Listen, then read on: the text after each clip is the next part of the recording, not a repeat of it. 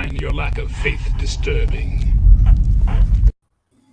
Good afternoon, good evening, good morning, whatever the case may be. Welcome to God Squad, the Saturday edition of Cross Examinations. Today we will be talking about the top 10 biblical discoveries of 2019 and my guests today. To my side, left, right, I don't know. I do know my left from my right. That's not the point. Good man. long time friend, comic creating legend, Doug Tenaple. How you doing, Doug? Oh, I'm good. Good. So good to be here. Thanks for the invite.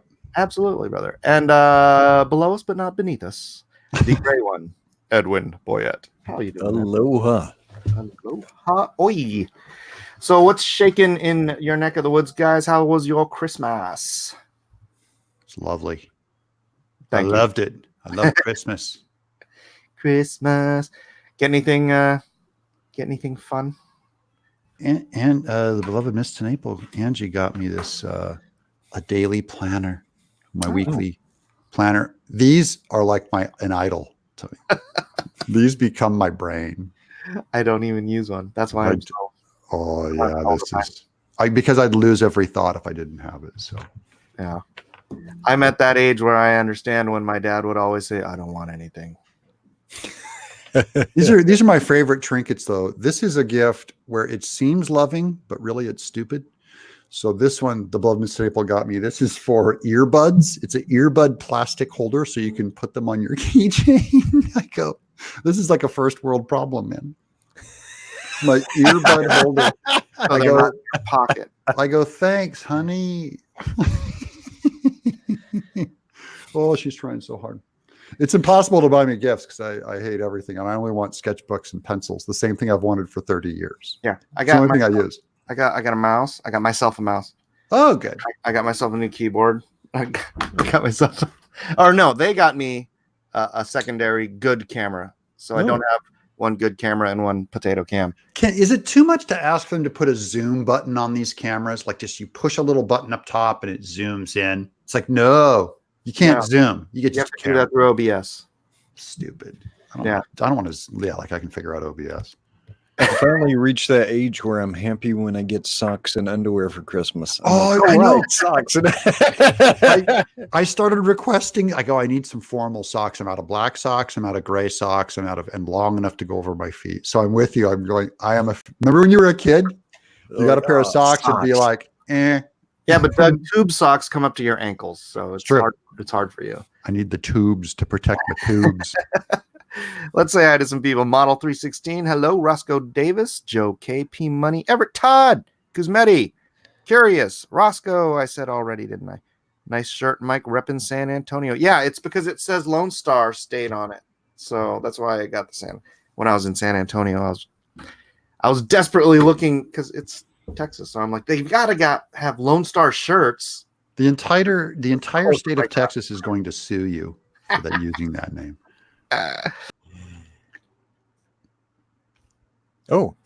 We lost him. We get to take over the show. Woo! I guess you don't mess with Texas. I guess it's the moral of the story. There he is. What happened to you? I hit new mouse. I hit the button on the side, and somehow it made me go bye-bye. Oh, that's called the fix show button, and it moves you. Fix show. Hey, Mr. Dead in his pocket is in the chat. What's up, bro? Haven't seen you in a bit. You guys been busy? I got a Lone Star shirt for Christmas, as in the Lone Star shirt. Awesome. Nice. I'm such a slacker. Crypto fashion. Yeah, I still haven't gotten the Eagle Lone Star shirt. So what happened was I ordered a bunch of the Eagle Lone Star shirts so that I could sell them at a con. And Crypto Fashion's like, okay, we can get those to you, blah, blah, blah, blah, blah. They sent me all those Comic Skate Alliance shirts instead. And I'm like, wah, not what I wanted. Wrong brand. Wrong. And Muerta's here. Muerta and his brother, Mr. Dead in his pocket, are here. Boys, we got to go get some barbecue. Oh, did you get your books? You should have got your books. I remember sending books to you, so. Dark Admiral says, "Oh, the show was great for a second." Ha ha ha. You're Yeah, funny. ratings actually for 12 seconds, ratings went up 3,000%. Everyone like and share if You went you back to would. unsubscribing when Mike got back on. Yeah. All right, so I don't know what else is going on. How's everything going on Bigfoot Bill 2, Ted? Going great. I'm 10. actually cheating in some drawing while we're talking here. If I'm looking down, I don't want to act like I'm distracted, but just filling in some bricks. I got I'll be 70 pages in by the end of the year. 70 pages into 160 pages. Wow. You're far ahead of me. I'm still writing Lone Star 3, so Get the writing right, or I gotta get the it writing ain't right. worth doing. Desperately important to me. And today I jogged 3 miles. That's why I was taking a shower. But when you called me, I go, oh, I just got out of the shower. I did 3 miles, bro. Very nice. I know you're still a little rosy cheeked there. Yeah, I'm a little pinky. That's good for you. Hey, your nose is better. Yeah, it is. It's getting healed on top here. Just a little flaky up there now. Did you have a little skin cancer lasered off?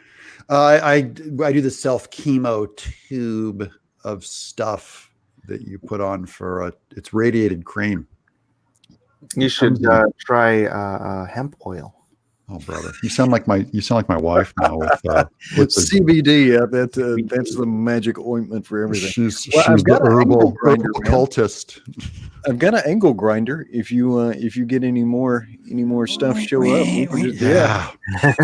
That's how Dad did it. Just like Monday Night Raw. Then what is that?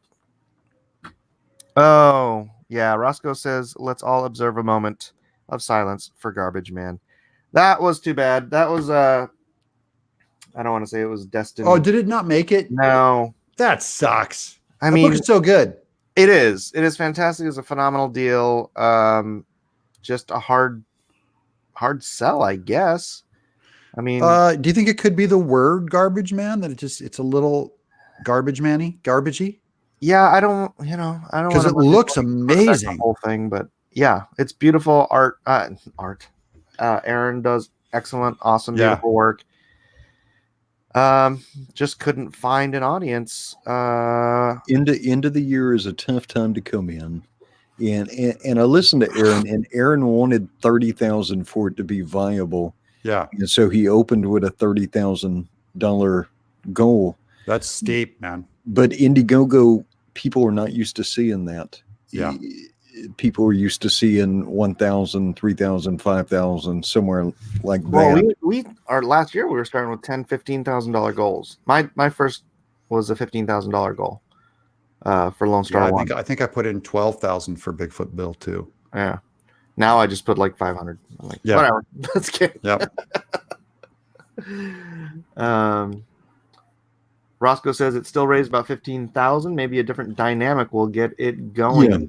Yeah. And I think psychologically, I think if he had asked for 5,000, he might be at 30,000. Yeah. It's just people want to back stuff that other people are backing, and it's just, even though we understand this, when you look at a campaign that's reached its goal, that social confirmation from other people is a powerful motivator. Mm-hmm. Yep. And the amount that you want to put into your Indiegogos is what is your walkaway amount. You can't tell me that's what like 30,000 was its financially viable amount. What's your walkaway amount? If I gave you $20,000, are you saying you wouldn't make a book? Of course he would. So yeah, but he didn't set it to flexible. He set it to fixed. So he had to hit 35K or everyone gets refunds. Yeah. Although Andy Hayes is saying he didn't get his refund. Well, you're going to have to talk to Indiegogo, Andy. Not me. Joe K says Garbage Man had fantastic art, but it just Swamp Thing from LIDL, if we want to be honest. No, it's not Swamp Thing. No. And I've seen a ton of, I remember in the early 90s, there was a book called Rust about a guy who was dying and he had to attach rust, metal objects to his body to live. That sounds familiar, yeah. It's called Rust. It was a good looking comic. I just remember it's a pretty common theme. Garbage Man is. So. Yeah, but yeah, too bad that has. I hope that doesn't dissuade Aaron from doing. Oh no, that guy's got to get back up and get in. Whether if it's Garbage Man or something else is excited And the about. funny thing is in comic book stores right now, that Dark Multiverse book he did was very successful. So in the mainstream, I mean, right at the moment, he's enjoying his publishers are enjoying it. Yeah. Oh, Andy is correcting me. He said he did get his refund. It just took him by surprise. I misread it. I didn't refund it though. Okay, sorry, I misread. There's Didi Willing Him. Doug, have you met Didi Willing Him?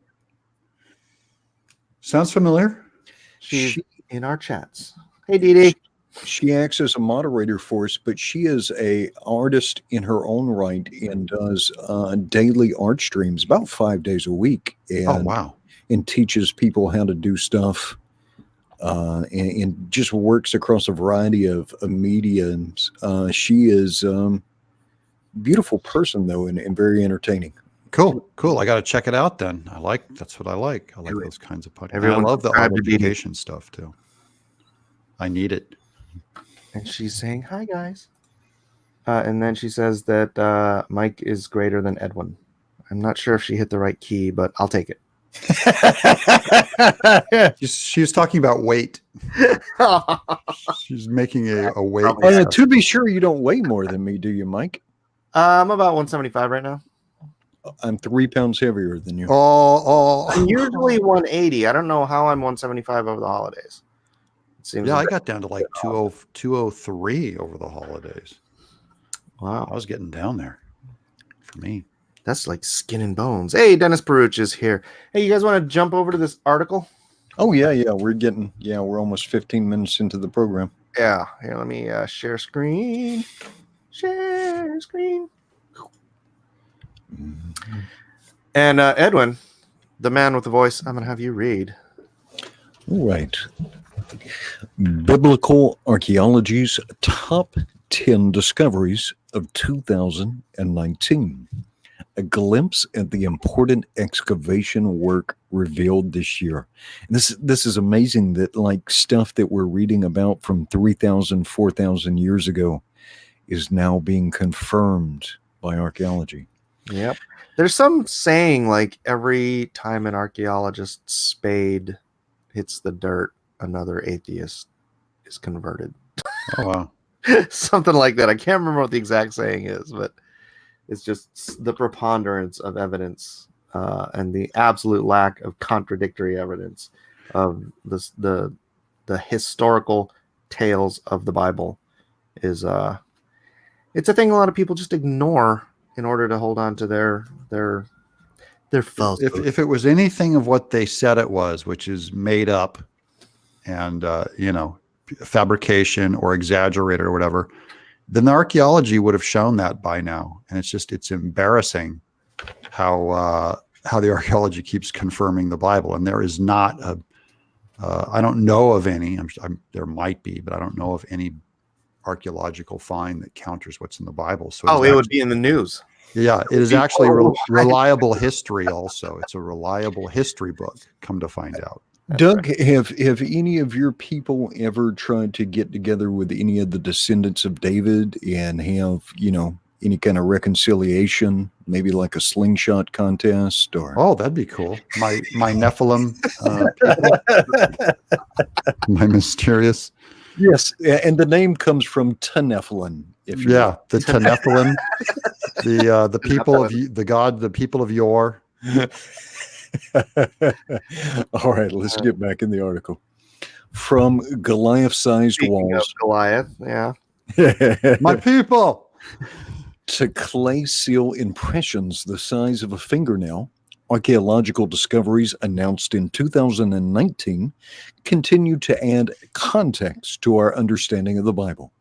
Archaeologists and Bible scholars resist the idea that the archaeology proves the Bible, but many of the mainstream media stories announcing these discoveries acknowledge that the Bible was right all along or right after all in these instances. Archaeologist Nelson Gluck declaration that no archaeological discovery has ever controverted a biblical reference. I just said that. He's quoting me. Hey, did you guys know how they discovered oil in the Middle East? How did they discover oil in the Middle East? The Bible. There was an American. I think he worked for Shell, and he was a Bible believing Christian, and he was looking for oil all over America, and he's reading the Bible, and he's reading about the places where there is pitch in the Middle East. Oh yeah. So he's like, pitch is tar is oil.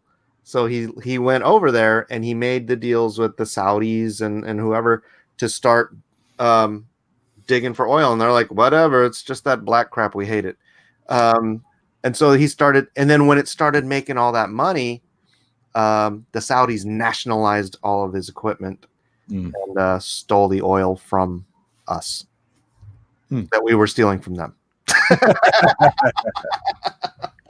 But we did all the work, and then they took over. But it was the Bible, ladies and gentlemen. Then we invented fracking to take it all back. Take it twice. I drink your milkshake. Yeah. All right, let's get this list. Number 10. Now, this is kind of interesting. The Philistines had European ancestry. Oh, yeah, I did a story on that. Yep. DNA extracted from skeletons excavated from burials at the Philistine city of Ashkelon in modern-day Israel showed European ancestry. This confirms what has long been believed in what the Bible says about the Philistines. Jeremiah 47:4 and Amos 9:7 connect the Philistines with a Caphtor, which has been identified as Crete, the home of the Minoan civilization. The DNA record shows that the Philistines quickly intermarried with the local population, diluting the genetic signature. Those Philistines. Yeah, we always knew that about Europe. That they were Philistines. Now we have science to back us up. So the Philistines might have been gingers, which would explain. Yeah. Euros. That would explain the animosity. All right. Number 9. Genesis was correct on the Edomites. Archaeologists studying copper slag deposits from Timnah in Israel. Now, slag here probably means from when you're smelting copper. Yeah. When you're melting it out of the raw ore.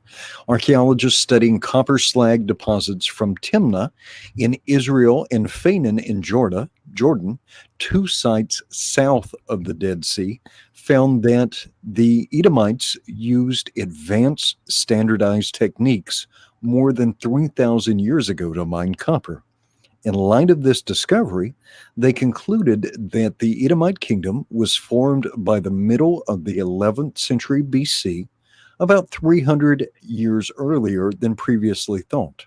Genesis 36:31 says there were kings in Edom before there were any Israelite kings. Yeah, and those are sons of Esau.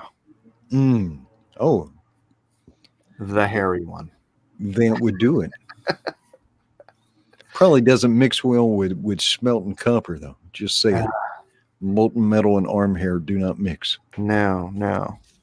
Esau I hated. That when he said he hated Esau, that's also might be because they're all redheads. Could be back to Was their ginger. Esau a redhead, or I think it says he was red, but was that his hair or his skin or what? Probably his skin. Yeah, he was like you with the like me after a run. Approximately, when do we think was the time of David and Saul? We don't have to be approximate. We can look it up. What, 2000? 1500 BC? That's my guess. Looking it up. Be there in a second, ladies and gentlemen. 1000 BC. 1000 BC. Was the 8th son and youngest of Jesse from the tribe of Judah. Yeah. We know that. So 1000 BC. Just because the Edomites had the kings first and they were talking about 11. century BC. So, Well, yeah, and because the Jews were led by judges, and they were like, yes. everybody else has kings. Why can't we have kings? Why can't we have kings? It's going to be great. That's why we can't have nice kings. That was a terrible dad joke. Uh, All right, number All right. 8. The horn of an altar. The 2019 excavation at Tel Shiloh, the site where the Israelite tabernacle stood for several centuries, turned up what appears to be the corner of an altar. The discovery illustrates 1 Kings 2:28. Joab fled to the tent of the Lord and took hold of the horns of the altar.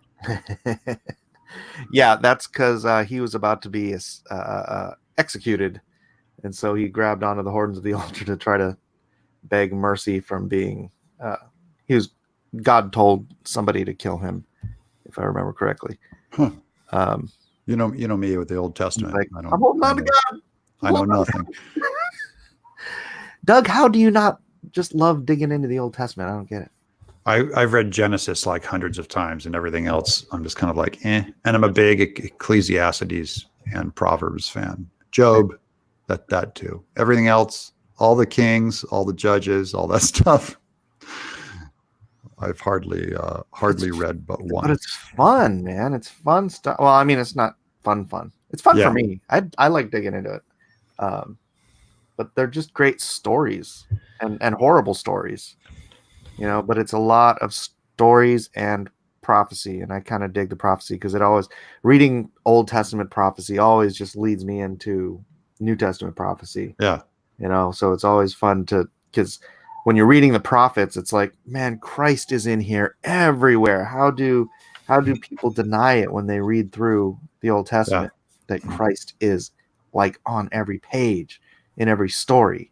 The only real OT I get is when it's quoted in the New T. That's about all I get out of it. Well, get into it, man. Well, talking about seizing hold of the horns of the altar, though, that should make us recall the brotherly love that Solomon had for Adonijah. Or am I saying his name right? Adonijah? Yeah, it's not a name I think of a lot. He actually had his brother strangled to death in the temple, in the Holy of Holies. Oh, wow. That's not a good idea. Yeah. Well, he wanted, I guess, his David's concubine. Oh. Yeah. His bed warmer. Yeah. I got to So seizing upon he should have hopped up on the mercy seat. Maybe it would have went better for him. All right, let's get back in the article. Number 7. All right, here we go. Doug's people. The Goliath Wall at Gath. This year's excavation at Tel Esafi, the Philistine city of Gath, reached a lair that dates to the 11th century BC, the time of King David. The walls of this lair are 13 foot thick, twice as thick as previously excavated walls from the 10th and 9th century. Archaeologist Aaron Meyer called it the Goliath Lair, after the city's most famous resident of the time. So they reached a lair and a wall. The city of Gath. Twice as thick as I mean, that's cool. Yeah, but think of what else they're going to find if they get into that. Once they find a location, the stuff they're going to pull out of there for a lifetime is going to be huge. Now, I wonder if that was Drylaid Rock or if that was... I don't know. Let's see. Tell us off. Because you can click through that link. Oh, can I? Peter Mike says, Edwin's voice when reading just confuses me. He makes everything sound so epic. So I'm not fully able to discern if the lines are good or if it's just Edwin's tone and way of reading that make them. He just wants everything. He's giving it the best shot he can. He's presenting it all. Colossal ancient structures found. I don't want your ads. Thank you. Found at Gath may explain origin story of Goliath. Ah, interesting. Hey, it's a little Goliath action figure. Go ahead. A detailed figurine of a king's head, King Hazael, possibly, display in the Israel Museum dating to biblical times, found near Israel's northern border with Lebanon in Jerusalem. I don't know what that has to do with this. Fortifications of the eastern lower city. So this is the fortification. Oh, so these are the digs. Yeah. Okay. That's how they mark them off. Yeah. Is this the stone wall they're talking about then? Huh. If it's left out and it doesn't match the shape of those dig holes, that's all the stuff they uncovered. I don't know. The Watergate of Gath, summer. But you can see this is like in the boonies. So it means they're pulling skulls out. They'll pull all kinds of stuff out. Weapons. Oh, take care of your teeth. They can last 2,000 years. Hey man, those are some good looking choppers. They are, yeah, right. That guy's probably 13 years old. So. They didn't have no crest back then. They didn't have inner plaque. I know. Look at that guy. They have nothing. He does better than half the South. Oh, look at her. They dug up her body. She's very well preserved. She's holding up well. She was embalmed. This is a Dory illustration. Yep, that's Dory. Yep, Gustav Dory. Oh yeah, good stuff. Yeah, there you go. View of iron fortifications. Interesting. I'm curious. Iron. I don't know. I feel like we should read this, but it seems like it would take a really long time, and we don't have all day. Maybe we can go back, but right now, let's go down to 6. All right, here we go. All right, now this is interesting. A loaves and fishes mosaic. What? Yeah, archaeologists uncovered a mosaic in the ruins of a Byzantine church built around AD 450 in the Decapolis city of Hippos Susita. The church overlooking the eastern shore of the Sea of Galilee was destroyed by invaders in 614. The scene of Jesus feeding the 5,000, found in an unexpected location, may have something to say about where that miracle took place. The traditional site of the feeding of the 5,000 is further north. But there were 2. There were, and the scriptures about the story would have traveled way wider than just the local event. You know what I mean? So yeah. I wouldn't pin it to this location, but it does show how widespread that story went by 450 AD, that it was, accomplished and already a legend or already in the vernacular, so that when people saw that artwork, they would know. Yeah, it was in the zeitgeist. True. Yeah, and that was the original. That's why we do the Christian fish thing, because back then, that was the story. That was the loaves and the fishes was the big miracle in front of thousands and thousands of people. Remember, it's 5,000 men. That didn't include women and children. And there were women and children there. So this is like, performing a miracle in an amphitheater. Yeah. Right. So when, for those who, I'm sure you two know, but for those who don't know, that's why the Christian fish is a thing. With the 2 crossed arches. The ones that go on people's cars. That's right. Because back in the day when it was illegal, in fact, it was a death sentence to be a Christian. If you got the indication that someone you were talking to was a believer, which, I've had that. You guys ever just talking to somebody and you're like, this guy's a believer. Yeah. Secret handshake. Right. It's the secret handshake. So one of them would take their foot and draw an arc in the sand, just sort of nonchalantly. And if the other one saw it, they would start at the one point and make the contravening arc that would create the Christian fish, that we see as the modern Christian fish symbol. So that was the secret handshake of the ancient times, because that was like the big, the rock star event of Christ's ministry before they were using the cross as a symbol of Christianity. Yeah. Like in World War II, they'd go thunder, lightning to find each other. The soldiers did. One guy'd say one word. Yeah, and then say the other. Mike's great grandfather would be rightening, and then rightening. Oh no, Lightning. So racist. From the internment camp. So much racist. Hey man, I'm pro internment camp, so let's not get started on that. Good man. They're immoral but necessary. That's right. Yes, the sign and countersign. Yes. All right, number 5. Now, Mike, this is an esoteric one, so you may have to explain this some. A seal belonging to Elihu, son of Immer, at the Temple Mount Sifting Project, reopened in a New Jerusalem location. Researchers announced the discovery of a clay seal impression, and that's not like a seal like a mammal, that's like a signet, bulla, identifying it as the first readable ancient Hebrew inscription found on the Temple Mount. The priestly family of Immer served in the temple, 1 Chronicles 24:14. Pashur, son of Immer, is called the chief official in the temple of Yahweh when he had Jeremiah beaten and put in the stocks. See, this is what I'm like this weird guy who loves going through the genealogies. Like most people read genealogies and like, Shubat begat Flip Flap and Map begat Boot.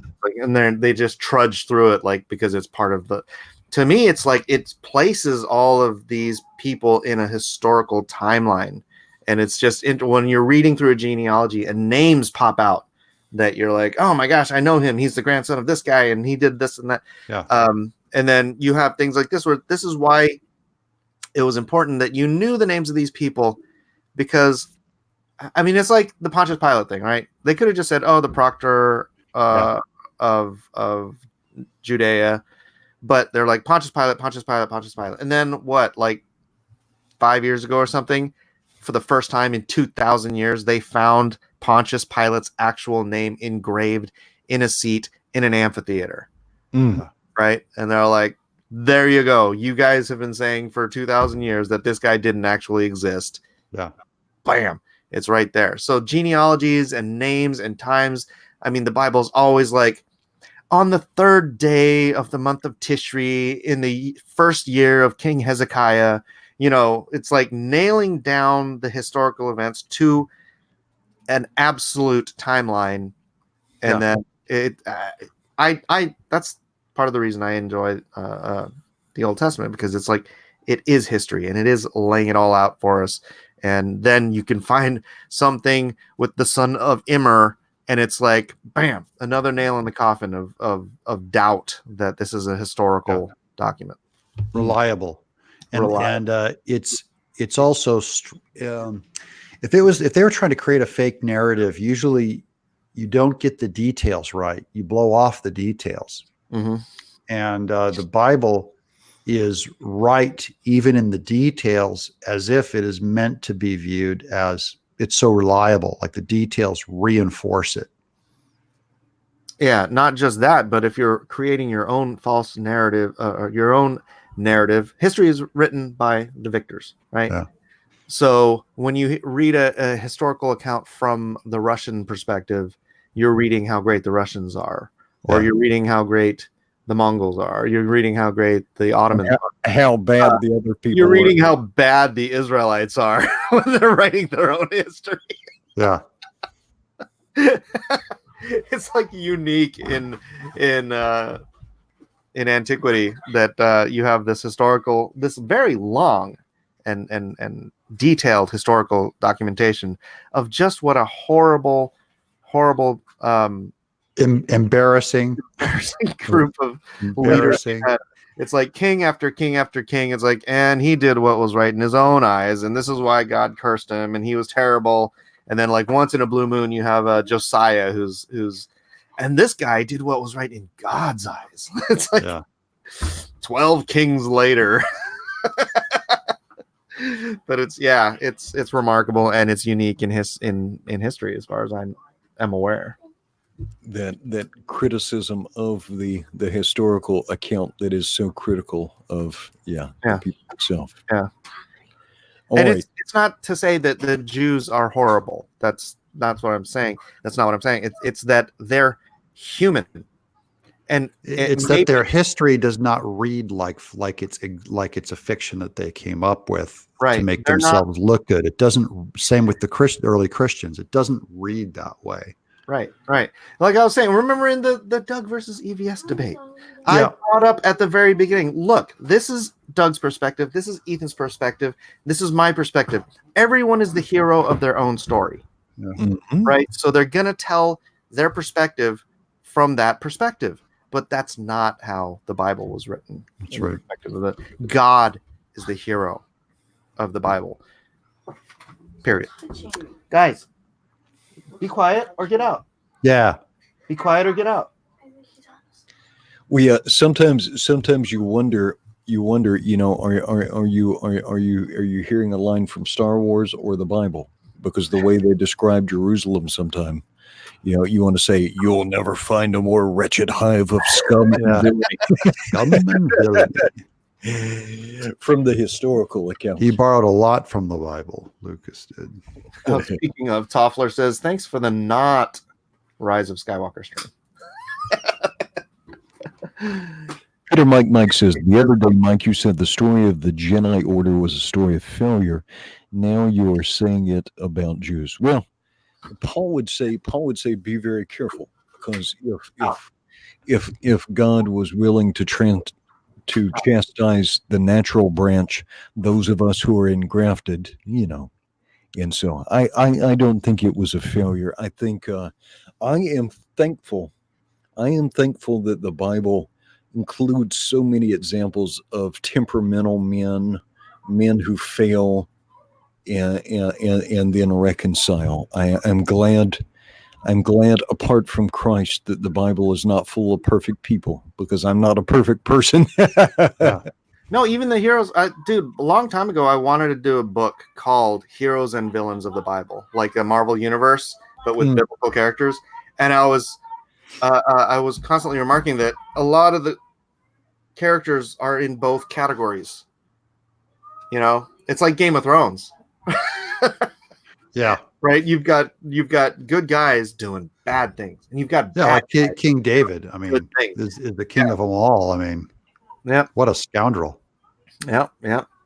And he's called the man after God's own heart. So you'd expect him to write him like he only did righteous things and he was this amazing guy. It's no. Nope. Well, you could do the power grid too. You could do like the handbook to the Marvel universe. You could do the power grid. So like maybe Jonah would have a resistance to digestion. All right. Moving right along. Terrible. All right. Here we go. Oh, and we talked about this name earlier. This is not the same. It's such an unusual name, but it is not referring to the same person. And so this is number 4 is a seal belonging to Adonijah, royal steward. Adonijah. Adonijah. Yeah, thank you. Adonijah. Another bulla, and a bulla, again, it sounds like is a small signet. Another bulla announced this year was found in sifted material taken under Robinson's Arch at the southwest corner of the Temple Mount in 2013. It has been dated to the 7th century BC. 3 men in the Old Testament were named Adonijah. Because think of the word Adonai. Adonai. Oh, yeah. There you go. Yeah, I'm going to mispronounce it again.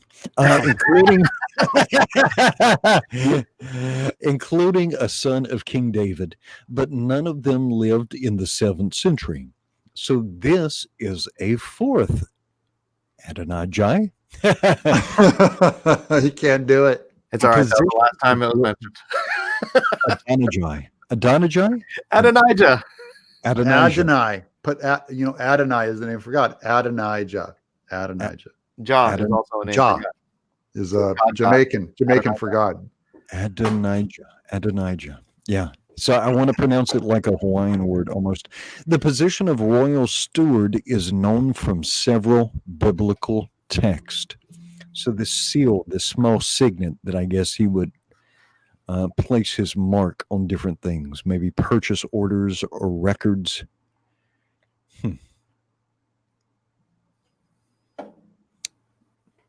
And we go. I'm still dealing with my cold. But that was found through sifting, and it's interesting. That means it was found probably 6 years ago. But they didn't categorize it until now. Yeah. So much work. All right, number 3. A seal of Nathan Melech, the king's servant. This bulla was found in the Javati parking lot excavation. That's the crazy thing about Israel. It's like anywhere you dig, it's history. Yeah. The largest ongoing excavation in Jerusalem. Maybe we should click through that link and look at those pictures. That might be interesting.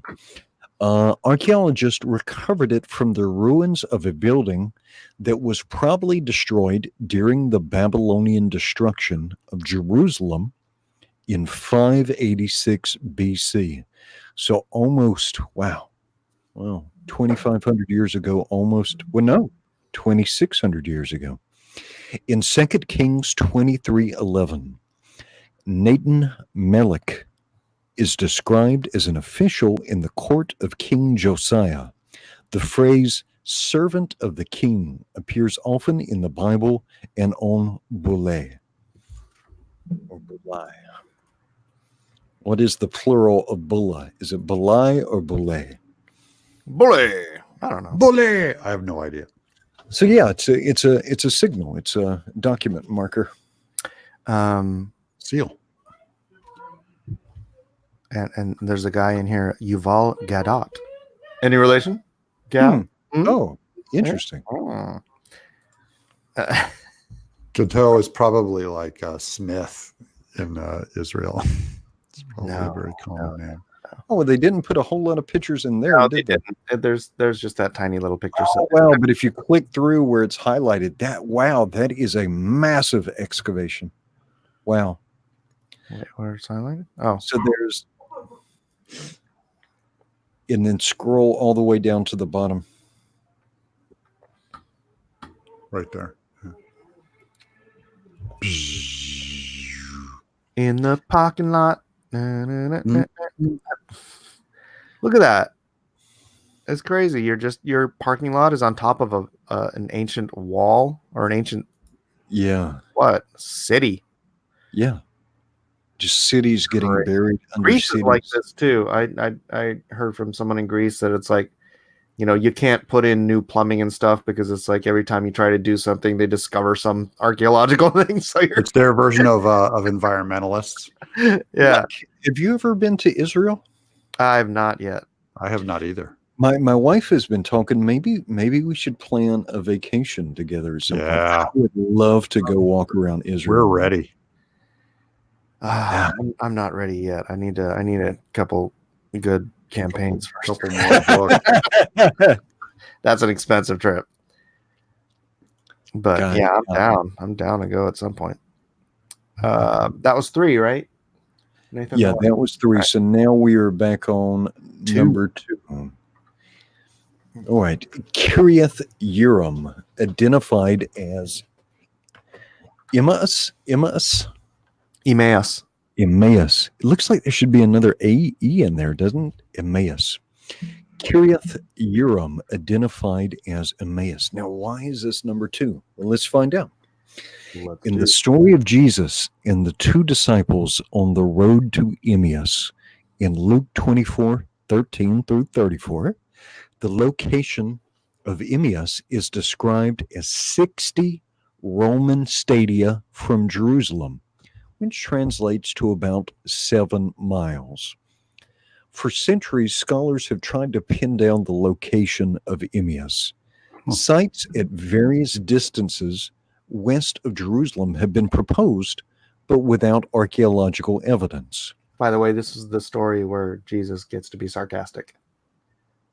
I'm trying to think one of the times he was sarcastic.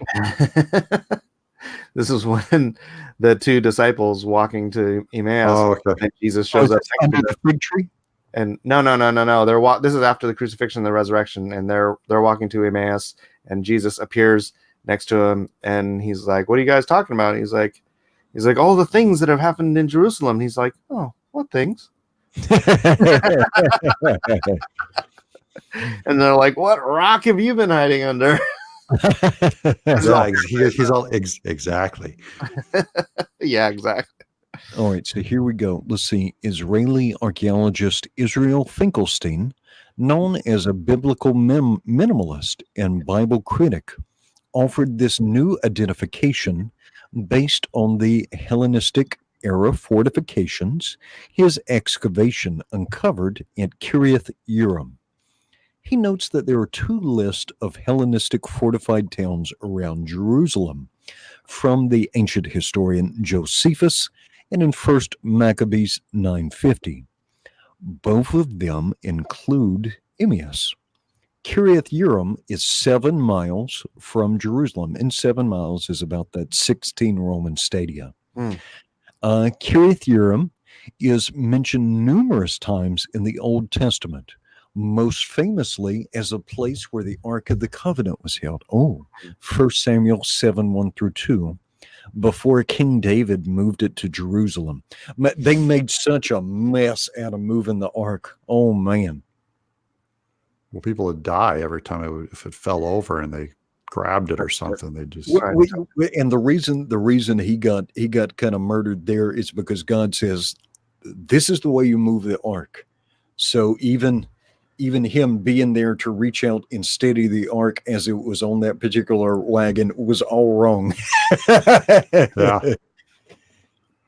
You should have learned right. Back then, no mercy. Boom. Yeah.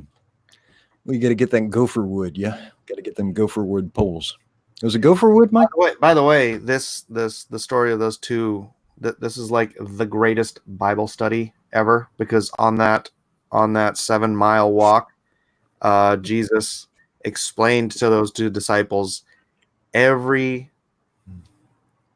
the Bible, how the Old Testament, the Torah, Tanakh, had Jesus was everywhere in it, from Genesis to Malachi. And he just went through there, and he explained to them for a 7-mile walk, all the way through. I should probably just quote that part of the scripture, but yeah, it's considered like, can you imagine the world's greatest Bible study by God himself? Yeah. But that was the original plan. Can you imagine being Adam, just kicking it in the garden? Hey, Adam, let me explain some stuff to you today. Everything. Yeah. Yeah, it's better than Ask Jeeves, if you will. All right, and I want to read this. Shoot, the chapter 24:13. And behold, 2 of them went out that same day to a village called Emmaus, which was from Jerusalem about 80 furlongs. And they talked together of all these things which had happened. And it came to pass that while they communed together and reasoned, Jesus himself drew near and went with them. But their eyes were holden, that they should not know him. As he said unto them, what manner of communications are these which ye have one to another as ye walk and are sad? Basically he's saying, what's going on, guys? And the stranger one of them, who was Cleopas, answered, saying unto him, Art thou only a stranger in Jerusalem? Hast thou not known of the things which are come to pass here in these days? And he said unto them, What things? And they said unto him, Concerning Jesus of Nazareth, which was a prophet, mighty in deed and word before God and all the people. Let me skip down. No.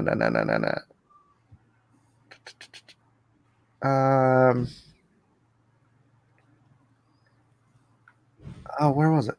Certain men in the company, and how the chief priest, but we trusted in him, and we had certain men of company. Could be a different gospel. Well, they're explaining this to them. Ought not Christ have? This is Jesus. Ought not Christ? Actually, he says to them, "Oh, fools, and slow of heart to believe all that the prophets have spoken. Ought not Christ to have suffered these things and to enter into his glory? And beginning at Moses and all the prophets, he expounded unto them in all the scriptures the things concerning himself." Wow. That would be, I wish they had that on YouTube. Yeah, that'd be a good one. The missing book. Yeah, right. All right, number one. We are down to it. Number one. All right. Pilgrimage Road opens in Jerusalem. When archaeologists discovered the New Testament era pool of Siloam. Siloam. That's one with the 5 pillars, right? I think. And this is mentioned in, I guess that's the Gospel of John, then, John 9:7. Yeah. The healing pool, right? Yeah. Right. It was described in the New Testament as 5 pillars, and everyone said, like, oh, that doesn't exist. Then they dug it up. They found it. They found the actual pool. All right. In 2004, during a sewer repair project. I'm telling you, man. They also discovered the lower end of the 1st century street that led up to the Temple Mount. Since then, work has been underway to excavate the street so that Jewish and Christian pilgrims today can walk on the same road that Jewish and Christian pilgrims walked in the 1st century. So if you have a house in Israel, the last thing you want to do is try to dig a pool. No. It will become an excavation site. Yeah. Your house will become an archaeological and historical site. Yeah. This underground street is not entirely accessible yet, but a ceremony opening part of the street last summer drew the U.S. ambassador, among other dignitaries. What year was it that Trump recognized Jerusalem as the capital of? 2017? I think so, yeah. I believe so. Let's see. Archaeological work in the City of David area, the oldest part of Jerusalem, is of great interest to both Christians and Jews, but it is also controversial. Many of the residents are Palestinian Arabs, and despite the efforts of archaeological engineers, some have complained that their homes are being ruined because of the excavations underneath. Oh my. Yeah, it's because they don't want to know, right? And they do that in the Palestinian held areas. There'll be archaeological sites, but they won't allow people to like look for anything. So they'll like just dump stuff that they find because they don't want any of that information, because they don't want to believe the Old Testament, right? Or the New Testament. Well, yeah, that too. But they want to say that those were corrupted, so they don't want to have any evidence that they were confirmed, which is what is happening. Pilgrimage Road opens in Jerusalem. I wonder why. Oh yeah, because it's the Pool of Siloam. I was going to say, why was that the first? Coins found above and below the 2,000-year-old road to the Temple Mount prove it was constructed between 31 and 40 A.D. I hate that CE crap. Researchers say, and thus likely commissioned by the infamous Roman governor of Judea, explain Israeli archaeologists. Oh man, we could just read these articles all day, but guys, yeah, you know what? Here, I'm just gonna put the link to this story Oops, I think I hit the wrong thing. Is it I? Yeah. That was the Lone Star script. Whoops. I'm gonna put the link to the story in in the chat. If you have time, go through and click through these links and do some more study. If this stuff is interesting to you, it's interesting to me, so I might very well be doing that. Evening, Didi says Jay. Everyone's saying hi. Jay Hamilton, you're late. What the heck, man? Why are you late? Can't be late to my Hamilton, we've been waiting in the wings for you.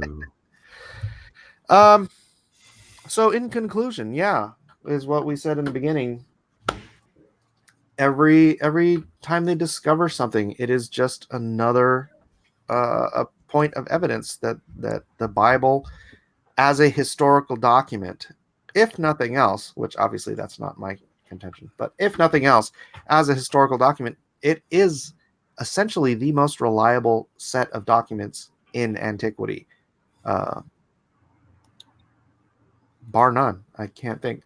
Not just because of what it says, but because of the abundance of varying copies, which are all almost identical to each other. As Doug was saying before this show started, we are finding more and more copies of the biblical text. There's over 20 years ago I started researching. There were over 24,000 copies of the New Testament alone. Well, it seems like just a few years ago, there was like a lead tablet that was discovered that was in remarkably good condition. And our translations are pretty accurate. Yeah. Well, that's what they found with the Dead Sea Scrolls.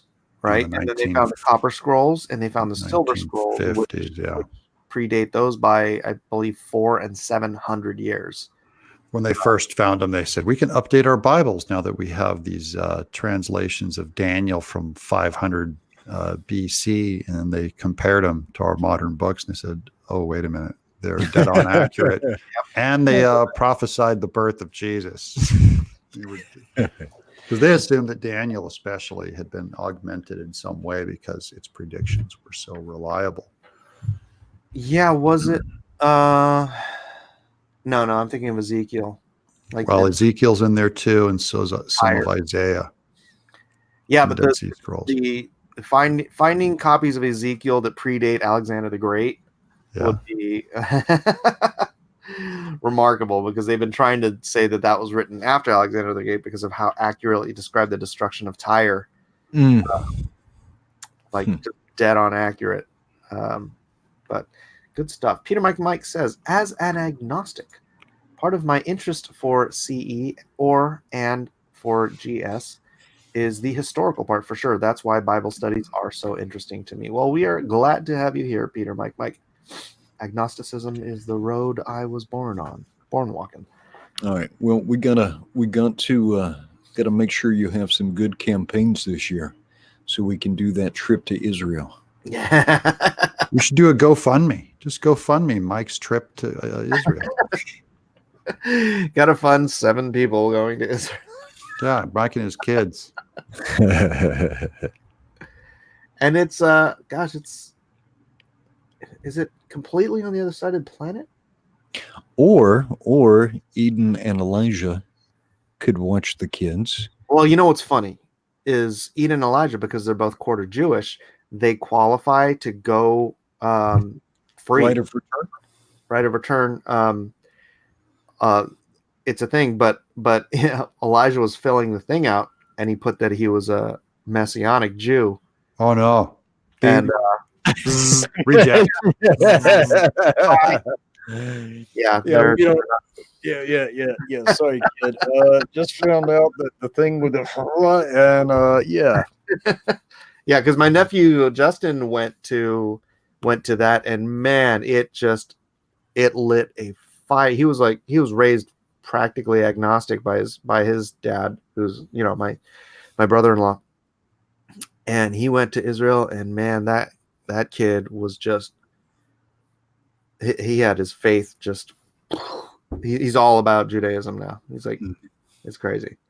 Well, I've been in some of the border towns in Israel, but I've never been to Jerusalem. And then I've been in the Sinai, wandering around the desert some. Yeah. But that was fatigues. Yeah. Yeah, courtesy of Uncle Sam. Yeah. All right, well, guys, this was fun, and we are over an hour, so I'm going to go ahead and wrap this show up. Thank you, everyone in the chat, for being here. Thank you, Doug Tenaple. How can people follow you, my brother? I'm on YouTube, Doug Tenaple. Easy enough. Yep. Edwin? Yeah, you can find me under Edwin Boyette. Pretty easy to find. You guys got any streams coming up?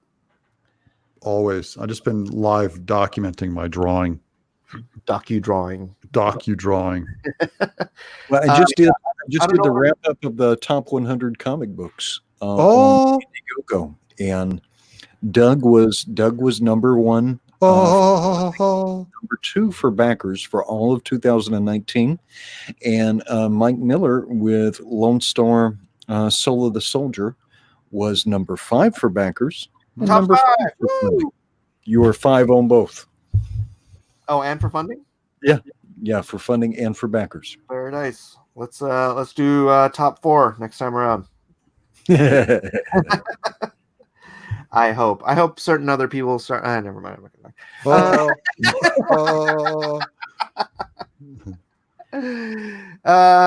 Quality and continuity. Thanks everybody for being here. God bless you. Have a great day. Probably no Age of Empires because I guess their servers are having issues.